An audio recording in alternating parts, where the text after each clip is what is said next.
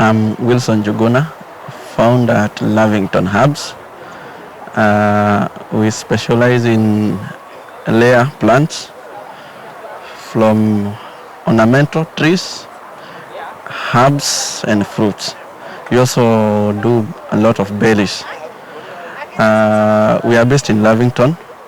That's why we have a nursery. We also operate from Nairobi International Trade Fair.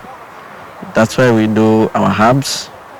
Yes, so for example, for the berries, anytime we mention berries, you find so many people know about strawberries only, but there are quite a variety. We have blueberries, which we are growing currently. We have goji berries. We also have raspberries, different varieties of raspberries. We have blackberry as well, different varieties, 4 varieties to be specific. Yes, all these we are growing, and they are growing with minimal care and few pests and diseases. So management is easy, can be done by everybody. Okay, we are currently exhibiting at Caro, where we are showcasing different strawberry varieties. We have white strawberry. We also have red Chandra variety. We have blackberry thornless, which is new in Kenya market, which is doing so well, and the yield is higher as compared to the normal blackberry. Berries are easy to grow, and also the management is still easy. So they also don't take a very long time to mature. So once you plant, for example, strawberries, within 2-3 months you are harvesting. Once you plant raspberries, 5 months you are into the market. Yes, that's why we are growing a lot of berries. They are very rich in vitamins and so many trace elements which are beneficial to the mankind. That's why we are, you see, most of them were in the wild, but now we are growing them in farms. Like goji berries used to grow in Baringo. Now it's extinct. If you want to get goji berry fruits, you have to import. Yes, that's why we are growing them now. Goji berry is different from the other berries that we know, because once it grows into a vine like passion fruit, and also it's deciduous, not like the other berries that we have that grows throughout the season. So once you grow goji berries, you have to make trellises, and also you have to be prepared that between July and December they all shed their leaves, unlike other berries. We've been growing blueberries from 2019, and there are quite some challenges when doing blueberries. One, you need to grow them in acidic soil, which is rare to find in Kenya. You have to amend it. Yeah, so for the blueberries, it's limited to few farmers. That's what I can say.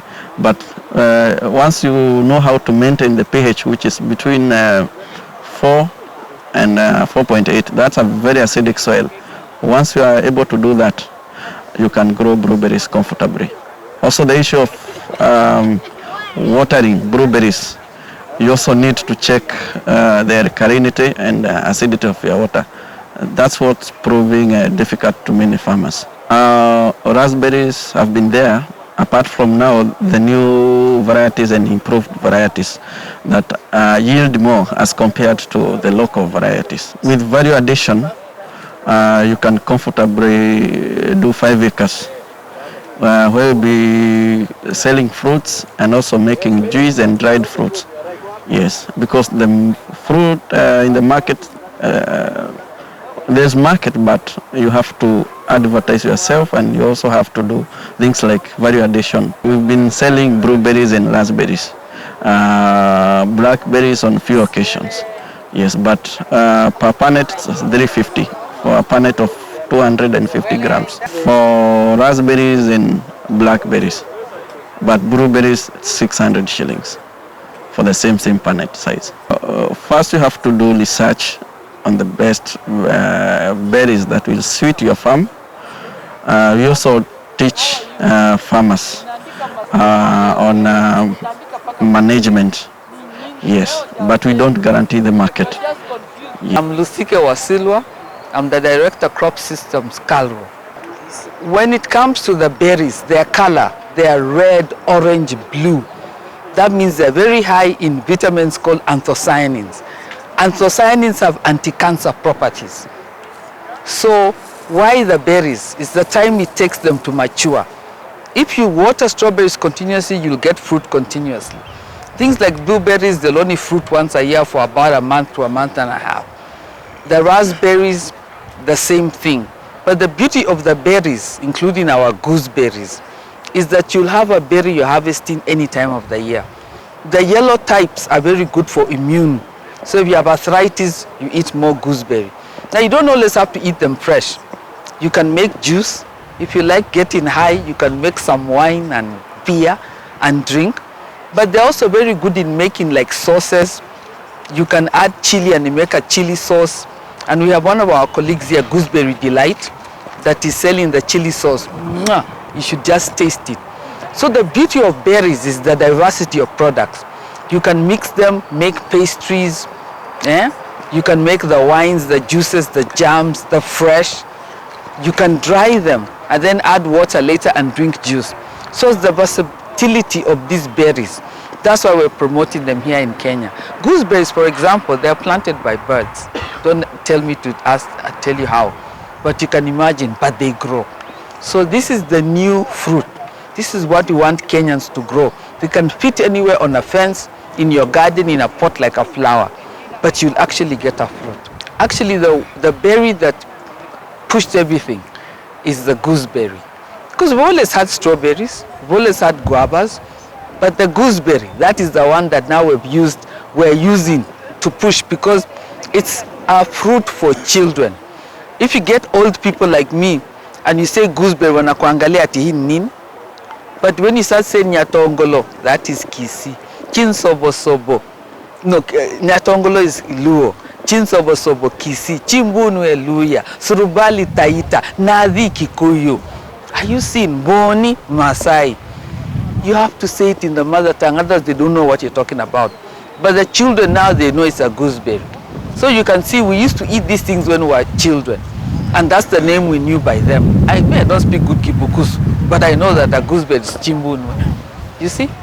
Yeah. So we're now advancing, pushing, because this one can attract youth. Product diversity. When you go to hotels, you can make a gooseberry cobbler. Cut it. It's a cake.